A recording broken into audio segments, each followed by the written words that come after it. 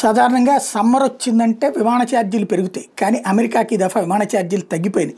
Donald Trump బాధ్యతలు చేపట్టినటువంటి నేపథ్యంలో తీసుకున్న ఈ టూరిజానికి కూడా రిస్ట్రిక్షన్స్ పెట్టి నేపథ్యంలో జరుగుతుంది. ఢిల్లీ అమెరికా విమానాల ఛార్జీలు 10-15% దాకా తగ్గినాయట.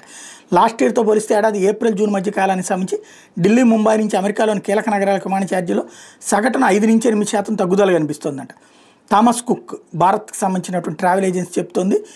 ఎస్ఓటీసీ travel president group head Indiver Rastogi కూడా ఈ విషయాన్ని చెప్తున్నారు. శనివారం ఉన్న ధరల ప్రకారం మే నెల మధ్యలో ముంబై నుంచి న్యూయార్క్ వన్ వే ప్రయాణికి టికెట్ ధర కనిష్టంగా 37,000 చూపిస్తోందట. అదేవిధంగా తిరుగు ప్రయాణ ఛార్జీ 76,000గా ఉందట. అమెరికాలో రెండవ అతిపెద్ద వలస సమాజంగా భారతీయులు ఉంటాం. అక్కడ ఉన్న వాళ్ళు భారత్లోని తల్లిదండ్రులు చూడడానికి లేదా అక్కడ ఉన్న తల్లిదండ్రులు అమెరికాలోని తమ పిల్లలను చూసేందుకు విద్యా సంస్థలకు వేసవి సెలవుల సీజన్లో ప్రయాణాలు చేస్తూ ఉంటాం. అదేవిధంగా ఉన్నత విద్య కోసం భారతీయులు భారీగా అమెరికాకు వెళ్తూ ఉంటారు. ఈ నేపథ్యంలో అమెరికాకి వెళ్ళే విమాన సర్వీసులకు ఏడాదంతా విపరీతమైన డిమాండ్ ఉంటాయి. దీంతో గత కొన్నేళ్లుగా భారత్ అమెరికా మధ్య నడిచే విమానాల ఛార్జీలు కూడా ఎక్కువగానే ఉండే.